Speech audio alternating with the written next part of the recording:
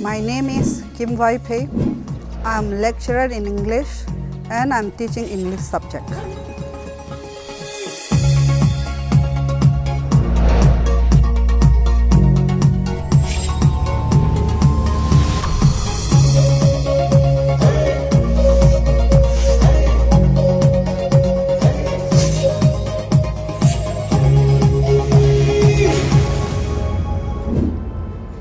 Hello everyone.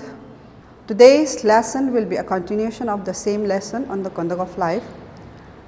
We'll be starting a new paragraph. I observe you have got a way of speaking of your school fellows that how, harass and so on, as if you mean to mark them out for particular reprobation or did not think them good enough for you. So you see, Hamlet has the habit of calling his school fellows as if that harass, that how, that. So when we say that, we are trying to point out, we are showing our disapproval of the school fellows. So reprobation means strong disapproval. So he has the habit of having a strong disapproval of his school fellows, and he did not think his school fellows were not good enough for him. This is the real reason why he has reprobation, means strong disapproval of the school fellows. No other reason at all. It is a bad habit to speak disrespectfully of others, for it will lead you to think and feel uncharitable towards them. So the next line, we have the saying of, the writing of Hamlet to his son, that it is a bad habit to speak disrespectfully of others, for it will lead you to think and feel uncharitable. So when we speak disrespectfully to others, what is the results? It makes us feel uncharitable towards them. What is uncharitable? Uncharitable means not kind in judging others. So we are not kind in judging others. We feel uncharitable towards them without no reason at all. The only thing is that we ourselves have a strong feeling of dislike for the boys and the school fellows in a school. So this is the only reason why Hamlet's son has the habit of this dislike for his school fellows. Ill name begets ill blood, even where there may be some repeated trifling provocation. It is better to be courteous, mild and forbearing than captious, impatient and fretful. So he said ill name begets ill blood. Ill name begets ill blood means when we use ill names to a person, the person gets angry, and when the person gets angry, we become enmity. So this ill names give birth to enmity between the two persons. So this ill name begets ill blood. So this is the meaning of what he means to say. So even when there may be some trifling provocation, trifling means little important. Provocation means when you are provoked. When somebody says something to you, a little thing that makes you angry, you become provoked. Even for small thing, you become provoked. Provocation means action mean to make one angry. So even for a trifling, a small things we become angry, at that time, how should we behave? It is better to be courteous. Courteous means polite and kind. Mild and forbearing. Forbearing means to be patient. So instead of getting angry or instead of being provoked, it is better to bear it with politeness and kindness, and mild and forbearing mean to be patient than captious. So then means instead of, captious means fond of finding faults. So instead of finding faults with the boys, it is better to be polite and kind and then be patient to the boys. Instead of captious means very fond of finding faults with the behavior of the boys, then impatient and fretful. Fretful means complaining sort of nature. So instead of complaining about the nature, the behavior and the character of the boys, it is better to be very polite and kind towards them and to be very patient to them. This is what Hamlet said to his son. The fall of others too often arise out of our ill temper. So the fall of others means the wrong we see in others also arise out of our own ill temper. We have ill temper. That is why whatever the boys did or whatever other people has done, we feel like getting angry. So because of our own ill temper, we used to see the faults of so many peoples. Even small things which doesn't matter seems to turn into a very big things to make you angry. So this is the nature of Hazlitt's son. Ill temper means quarrelsome. So when we are quarrelsome, we find the sayings, whatever the boys say, small things also, we get angry because of our own ill temper. So this kind of nature and attitude, Hazlitt, he do not want his son to develop, and that's why he gave all this advice. Or though they should be real, we shall not mend them by exasperating ourselves against them. So even though the character and the behavior of the boys were very, wicked or false, it is not, we cannot mend them. That means we cannot correct them. So when we cannot correct them, we should not exasperate ourselves. Means making extremely angry ourselves. Because of the boys' behavior which we cannot correct them, how can we make ourselves angry with these things? So it is better to be very polite and try to bear whatever comes our way, or whatever kind of character, whatever kind of behavior we come across the boys in the school as well. So this is the advice Hazlitt has given to his son about the school fellows which the son is meeting in the school. Treat your playmates as Hamlet advised Polonius to treat the players, according to your own dignity rather than deserts. So Hazlitt, he said, he gave one example to his son. Treat your playmates as Hamlet advises Polonius to treat the players. So Hamlet was, in Shakespeare's play Hamlet, Hamlet was the Prince of Denmark, and then Polonius was his Lord Chamberlain, which is just like a Prime Minister. So they were visited by an actor, a player. So at this point, Hamlet, he advised Polonius to treat the player, the actor, not according to what they deserve, according to his own dignity, according to what kind of person he is. He must treat the players or the actors. This is what Hamlet advised to Polonius. If you fly out at everything in them that you disapprove or think done on purpose to annoy you, you lie constantly at the mercy of their caprice. Rudeness or ill nature, you should be your own master. So he said, if you fly out means attack, criticize. So everything, whatever your friends say, if we attack and criticize it, at that time, what it becomes? We are constantly lying at the mercy of that person. That means if the other person, my school fellow, if he want to make me angry, he will say all sorts of bad things or all sorts of some things which will provoke me, and then I'll get angry. So this means that I'm at their mercy always. I'm always at their mercy. That means they want to, if they want, they can make me angry. If they want, they can make me happy. So his father said, you should be your own master. So we must be our own master of our character. Whatever people say, or we should be defensive. We should defend ourselves from this kind of rude remarks, or we should not bother about what people say, otherwise we are going to spoil ourselves. We should be our own master. Do not begin to quarrel with the world too soon, for bad as it may be, it is the best we have to live in here. So the next advice he gave to his son is, do not begin to quarrel with the world too soon, for bad as it may be, it is the best we have to live in. Now, why did he say like that? How can we quarrel with the world? Because when we are angry with whatever my friends said, I'm in every places, in everywhere, that means I am quarreling with all the people in the world. So I am quarreling with the world. So if I behave like that, what do I gain? Nothing.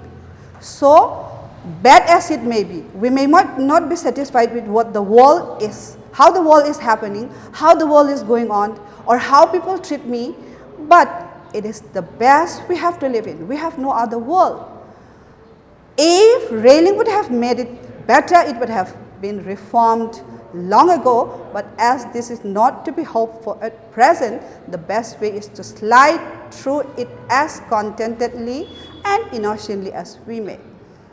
So, for all of us to know, we cannot correct the world.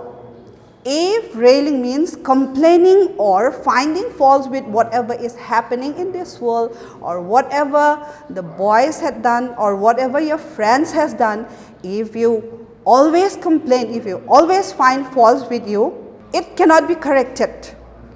So if people can correct the world, the way of the world, they would have corrected it a long time ago. Before us also there are so many generations have passed who are not satisfied with how the world is going on. But those people also, whether they complain it, whether they protest it, they cannot correct the way of the world. So it goes as it is. And at present, we will not find a way to correct the world. Whether we like it or not, it will go through like this, and it would go on like this. So the best thing is what? We have to slide through. Slide through means pass through. Contently. Contently means satisfactorily and innocently as we may. So how are we going to survive in this world? If we find all the people, all the thing that is going on in the world to my dislike. So what to do? I have to slide with the waves of the world. Whether I like it or not, I have to go through it. I have to find a way. I have to find some alternatives to make me able to pass through the difficulties which I find in this world. The worst fault it has is one of charity. And calling knave and fool at every turn will not cure these failings. So the worst fault it had means the worst fault it refers to the world. So the worst fault the world had is one of charity, means lack of forgiving attitude. The world do not have the attitude of forgiving. And when we come across this kind of atmosphere, circumstances, if we call every knave, knave means dishonest man, and fool at every turn means every step, will not cure this railing. So you see, we are finding it, we found that the world is one of charity. The world cannot forgive, does not have a forgiving attitude. So if at this situation, if we find everybody, every knave means a dishonest man and fool at every turn, if we always call people knave, fool at every turn, this will not cure the railing of the world. Consider that if there were not so many knaves and fools as we find, the wise and honest would not be so rare and shining characters that they are allowed to be. And as a matter of philosophy, that if the world be really incorrigible, in this respect it is a reflection that to make one set not angry. So the real reason is, if we find the world like this also, we must not turn towards everybody and call them fools, like dishonest or fools. So just calling this every person will not change the world at the moment. So if there were not so many fools and knaves in this world, the quality of the wise and the honest will not be precious. So their characters become shining and precious, and then they become a very rare, precious things. Now, as a matter of philosophy, that if the world be really incorrigible, so according to a philosophy, if the world is really incorrigible, incorrigible means beyond correction. We cannot correct the world anymore. We cannot let the world go according to our liking. So if it is going to be like this, how are we going to manage? How are we going to maintain the situations? the circumstances in which we are. So the world is beyond incorrigible. In this respect, it is a reflection. If we find like that, the incorrigibility of the world should be only a reflection. Reflection means an idea, thought, to make one sad, not angry. So if we find the world like this also, we should not, this is a thought which should make one sad but not angry. So whatever we find in this world, it may be to our likings, it may be against our liking, we should not get angry. This should make us sad, but this should not make us angry. We may laugh or weep at the madness of mankind. We have no right to vilify them for our own sake or theirs. So we may laugh at or we may weep at the madness of mankind. Mankind is full of madness. For example, we used to have a war with no reason at all, killing many people. So all this kind of madness of mankind, we can weep at the madness of mankind. But we have no right to vilify. Means we have no right to say bad thing about someone without any reason, for their own sake and for our own sake. Because if we talk ill of another human beings, I am criticizing my own mankind. I am also one mankind. I belong to the mankind species, and that's why if I talk ill of human beings, another person, if I say bad things about someone without any reason, then I am also degrading my quality, that is the human quality. For my own sake and for their own sake, I don't have the right to say any bad things about those people around me, because they are also the same people, the same human beings like me. So in order to protect the human beings, I have to think positively. Misanthropy is not the disgust of the mind of human nature but with itself, or it is laying its own exaggerated vices and false blots at the door of others. So misanthropy means hatred or distrust of mankind is not the disgust. Disgust means strong feeling of dislike. So misanthropy means a distrust of mankind, and it is a strong feeling of dislike of the mind of human nature but with itself. So according to misanthropists, they say that mankind, they hate mankind, and because they are disgusted with human beings. But Hazlitt said misanthropist is disgusted with his own mind, which is full of evils, and that's why that evils at the end he blame other people's, and he put the blames on other people's. Why his mind is full of evils? He used to blame other people's. So this is very wrong. Do not, however, mistake what I have here said. I will not have you grow up, adopt the low, sordid, dishonorable fashion of palliating existing abuses or of putting the best face upon the worst thing. So he said, I will not have you when you grow up adopt the law and sordid, dishonorable. So when we come across the most difficult thing in our world, we have to put up our face. So he said that he again warned his son that he said he must not get angry, he must feel sad about the way of the world. But he said that when you come across things also, do not be carried away. You put on this a face or a very positive face to face the world. So do not develop the law and sordid. Sordid means dishonorable. Fashion of palliating means excusing the seriousness of a crime. Existing abuse or of putting the best face upon the worst thing. So he do not want his son, when he come across the worst thing, when he encountered the worst thing in the world also, he may have the deception, or he may put on a positive face, a good, trying to look very normal, to have that much attitude also he do not want his son to have.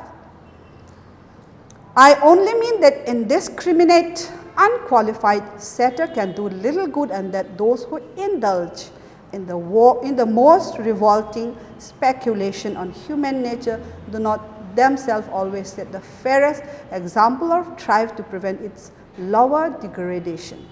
So what he mean to say is, he warned Hazlitt's son when he come across any kind of difficult situation also, just to express it as the true fact, the fact about the situation, not to put on a deceptive appearance. So what he said is, I only mean that discriminate. Discriminate means making distinction. Unqualified means not competent. Satire means criticism. So this kind of indiscriminate, unqualified and satire can do little good to how the world is going, and that those who indulge means take pleasure in doing something bad. So the people who are also indulging in doing something bad for humankind in the most revolting means hateful, speculation means process of thinking on human nature, do not themselves always set the fairest example or strive to prevent its lower degradation. So those people who usually talk very ill or who have a very low opinion on human nature are not always a good example, do not always set the fairest example, or they don't even try. Try means try to upgrade, or they do not try to prevent the lower degradation, the degeneration of the value of mankind, the quality of mankind. They seem rather willing to reduce it to their theoretical standard. Theoretical standard means standard formed based on personal theory or idea.